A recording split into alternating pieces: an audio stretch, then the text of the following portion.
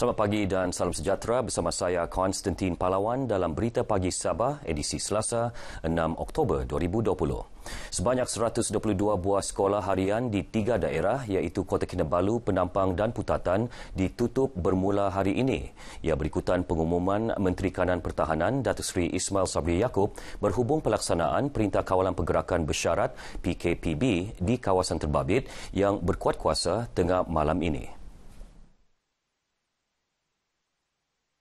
Kementerian Pendidikan Malaysia KPM dalam satu kenyataan memaklumkan penutupan sekolah itu melibatkan 86 buah sekolah rendah, 25 buah sekolah menengah dan 11 buah sekolah swasta.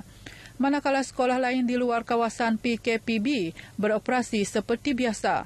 Sementara itu, Pengarah Pendidikan Sabah Datuk Dr. Mistirin Radin yang dihubungi RTM berkata, guru-guru dibenarkan datang ke sekolah untuk mengambil bahan-bahan pengajaran dan pembelajaran PDP hari ini. Ini kerana PDP jarak jauh akan bermula serta-merta. Kehadiran guru ke sekolah selepas PKPB berkuat kuasa bermula Rabu ini adalah bersyarat. Sementara itu, bagi pelajar sekolah berasrama yang tidak dapat balik ke rumah, Datuk Dr. Mistirin berkata pihak sekolah perlu menyediakan makanan dan penjagaan untuk pelajar terlibat. Penguatkuasaan Perintah Kawalan Pergerakan Bersyarat PKPB di 3 buah daerah di Sabah iaitu Kota Kinabalu, Penampang dan Putatan bermula tengah malam ini turut memberi kesan kepada masa operasi, kebanyakan perniagaan dan perkhidmatan. PKPB itu akan berkuat kuasa sehingga 16 Oktober ini dalam usaha membendung jangkitan dan penularan COVID-19 seperti diumum Menteri Kanan Pertahanan Datuk Seri Ismail Sabri Yaakob semalam. Susulan pengumuman PKPB itu, operasi perniagaan dan perkhidmatan tertentu dihadkan mengikut masa yang ditetapkan. Antaranya perniagaan restoran, kedai runcit, kedai serba nikah dan stesen minyak hanya dibenarkan beroperasi bermula 6 pagi hingga 6 petang. Manakala pembelian di restoran makanan segera pula hanya melalui kaedah pandu lalu dan tempahan secara dalam talian. Tinjauan kru RTM di Bandaraya Kota Kinabalu mendapati para peniaga dan orang ramai akur dengan keputusan tersebut demi keselamatan semua pihak. Ia sekaligus diharap dapat mengekang penularan pandemik COVID-19. Untuk kebaikan semua, dia lebih baiklah. Untuk putuskan rangkaian tu lagi baik untuk anak-anak kita lah. Itu yang penting lah. Sebagai petugas Foodpanda, untuk kebaikan bersama kami rela berkorban biar dihadkan. Yang penting rakyat selamatlah, kurang risiko kena COVID ni lah. Apa saja penguatkuasaan yang dilakukan, kita kena ikut juga. Apa SOP pun kita kena ikut juga kan. So kita terima dengan keadaan yang hati yang terbuka lah. Asalkan semua selamat. Untuk kita memutuskan COVID-19 ini, kita terpaksa reda lah. Dan kita ikuti saja SOP yang kerajaan tetapkan. Sekurang-kurangnya, walaupun PKPB, kami boleh berniaga walaupun dengan masa yang tertentu sahaja. Pematuhan prosedur operasi standard SOP di Pasar Harian Kota Kinabalu berjalan dengan baik. Tinjauan kru RTM mendapati rata-rata pelanggan yang berkunjung ke pasar berkenaan mematuhi langkah-langkah pencegahan COVID-19 ditetapkan khususnya menjelang pelaksanaan Perintah Kawalan Pergerakan Bersyarat PKPB di 3 daerah yang berkuat kuasa tengah malam ini. 3 daerah terlibat ialah Kota Kinabalu, Putatan dan Penampang. Bagaimanapun, beberapa peniaga yang ditemui di Pasar Harian Kota Kinabalu berharap agar pemantauan keluar masuk dijalankan dengan lebih ketat, terutama melibatkan kehadiran kanak-kanak di kawasan pasar. Yang menjadi persoalan dia, apabila dia berada di dalam tu, dari segi keselamatan. Tapi kalau dia mau buat bekerja, tapi dia di luar, contohnya ada orang mau minta angkat barang, dari luar dia angkat terus. Itu salah satu lah yang lagi pun kita pun tidak tahu kan, macam mana. Yang kita takut dia bergejala, dia tidak cek apa jalan terus. Susah juga lah mau cakap macam mana keadaan dorang. Masing-masing juga mau mencari rezeki. Ramailah macam yang kita tengok di bagian belakang tu. Ya, tapi kalau itu sebab dorang kan disuruh angkat barang. Jadi itu yang dorang ramai juga di sini. Kalau yang macam yang di pasar ni, dorang semua melarang juga. Tapi kalau budak-budak nih, sekejap je mendengar, sekejap je enggak. Tidak ikut itu jarak. Ya. Jarak itu sejak salah satu lah. Memang kami sentiasa kasih ingat. Ya, tapi kalau sudah penuh nih, nah susah. Apalagi tengok budak-budak nih berkeliaran di sini. Bermula esok, operasi Pasar Harian Kota Kinabalu akan dihadkan bermula 6 pagi hingga 2 petang. Ia selaras dengan PKPB yang dilaksanakan di Kota Kinabalu, Penampang dan Putatan. Kita beralih kepada situasi terkini COVID-19 di Sabah. Jumlah kumulatif kes COVID-19 di negeri ini meningkat kepada 2,529 selepas 130 kes baru dikesan semalam. Menurut kenyataan Ketua Pengarah Kementerian Kesihatan Tan Sri Dr. Nur Hisham Abdullah, daripada 130 kes baharu semalam, 57 dikesan dalam saringan bergejala melibatkan 54 warga negara dan 3 bukan warga negara, 39 kes daripada kluster bangau-bangau termasuk seorang bukan warga negara, 16 saringan kontak rapat termasuk 5 bukan warga negara dan 6 saringan petugas kesihatan dengan seorang bukan warga negara. Kes selebihnya 3 daripada kluster Benting LD, 3 saringan tempat kerja, 2 kes jangkitan pernafasan akut teruk SAR, 2 saringan komuniti, 1 kes gejala penyakit seperti influenza ILI dan 1 kes positif dikesan semasa pra pembedahan. Sehingga kini terdapat 14 kluster aktif COVID-19 di Sabah. Misi membantu Barisan Hadapan, khususnya Pejabat Kesihatan Kawasan Tawau, menjalankan ujian saringan COVID-19 bersasar terus menjadi keutamaan pertubuhan bukan kerajaan NGO di daerah berkenaan. Usaha itu digerakkan Malaysian Relief Agency MRA Sabah bersama Majlis Belia Sabah MBS menerusi Sabah Youth Volunteers SYVOC. Menurut Setiausaha Kerja MRA Sabah Alex Dennis, bantuan yang dihulurkan tertumpu di bahagian pendaftaran untuk saringan selain membantu petugas kesihatan memanggil penduduk yang perlu menjalani ujian saringan COVID-19. Semasa bertugas, setiap sukarelawan diwajibkan memakai peralatan perlindungan diri PPE.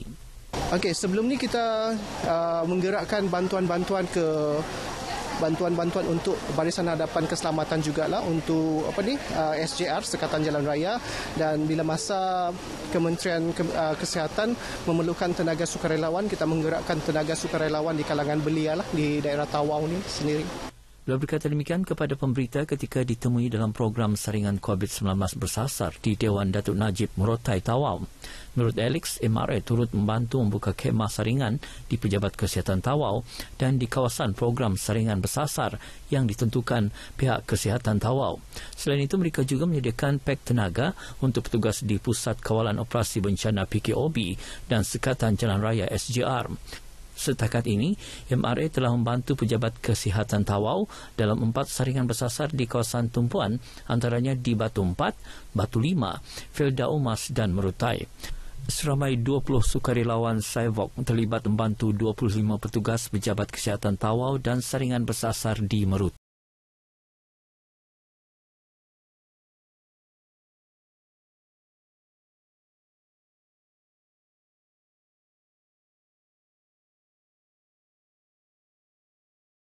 Saya mengucapkan terima kasih kepada pihak kerajaan kerana untuk yang kesekian kali saya masih menerima BPN. Untuk masa depan harap-harap diteruskan lagi lah. Kami berterima kasih kepada kerajaan telah memberi bantuan pada kami semasa COVID. Kegunaan kami untuk membuat modal baliklah untuk berniaga. Jadi saya bagi pihak kami semua di sini ingin berterima kasihlah kepada keprihatinan kerajaan kita di bawah kepimpinan Tan Sri Muhyiddin Yassin atas BPN yang kedua kalinya kan. So sekurang-kurangnya dia banyak membantulah kepada kita punya golongan penjajah yang mana tambah-tambah lagi sekarang ni COVID-19 ni sudah meningkat. Perasaan dapat tu yang BPN tu oleh daripada Tan Sri Muhyiddin Yassin, saya rasa happy lah sebab dapat menampung kehidupan lagi lah untuk anak-anak muda macam kami.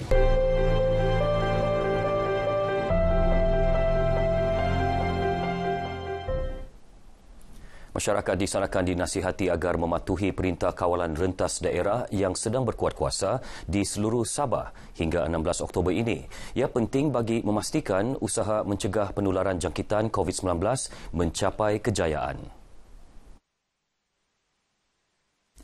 Ketua Polis Daerah Sandakan, SCP Muhammad Azhar Hamin berkata, kerjasama semua pihak amat diperlukan untuk tidak melakukan perjalanan rentas daerah tanpa alasan munasabah selain sentiasa mematuhi prosedur operasi standard SOP ditetapkan. Kerana kalau kita lihat sekarang ni penularan COVID-19 ni kita lihat tak ada bergejala dan sekarang ni dah berada di kalangan masyarakat. Jadi di sini kerjasama daripada masyarakat amatlah diperlukan. Beliau ditemui media selepas mengadakan tinjauan sekatan jalan raya SJR di kilometer 52 Ulu Dusun, Sandakan. Mengenai SJR ini, SCP Muhammad Azhar berkata 2 buah kenderaan dari zon merah telah diarah berpatah balik kerana didapati tiada keperluan untuk memasuki daerah Sandakan. Beliau menegaskan individu dari zon merah, khususnya petugas perkhidmatan perlu dikehendaki membuat ujian saringan COVID-19 sebelum dibenarkan memasuki daerah ini. Sementara itu, sebanyak 26 kompaun dikeluarkan Ahad lalu dengan 2 kertas siasatan dibuka berhubung kesalahan ingkar SOP Perintah Kawalan Pergerakan Pemulihan PKPP di Sandakan. Kedua-dua kertas siasatan itu melibatkan warga asing yang didapati tidak menggunakan pelitup separuh muka di tempat awam. Operasi perkhidmatan bas berhenti-henti dan bas mini di daerah Sandakan dihentikan sementara bermula hari ini sehingga 20 Oktober 2020.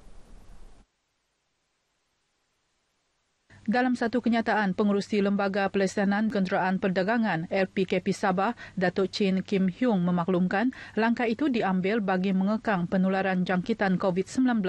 Ia susulan terdapat kes positif COVID-19 dalam kalangan pemandu bas berkenaan. Menurut Datuk Chin, pemberhentian sementara operasi bas berhenti-henti dan bas mini itu berdasarkan arahan yang dikeluarkan Pejabat Kesihatan Kawasan Sandakan.